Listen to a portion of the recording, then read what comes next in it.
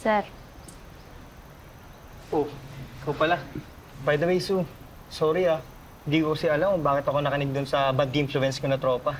Pero, Sue, please, huwag kang aalis ah. Hindi naman kasi talaga ako ganun. Tsaka, hindi ko na ulitin, promise. alam ko naman yun, Brad.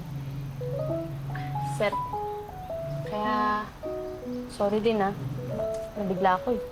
Oo nga eh. Sobrang bigla mo, sobrang lakas din ng suntok mo, parang heavyweight. Akin na nga yan. Kung gagamot sa black eye mo, di ka marunong.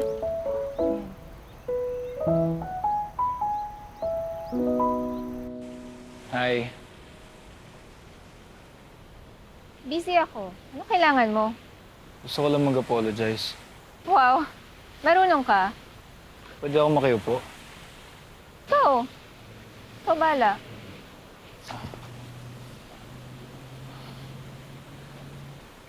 From the bottom of my heart, I want to apologize. Hindi dapat ako ganun. Matauhan na ako.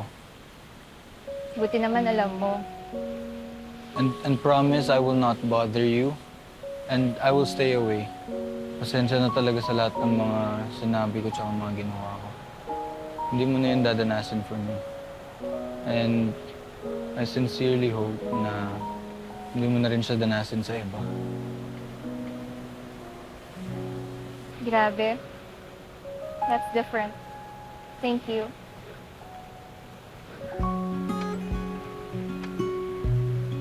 Apology accepted.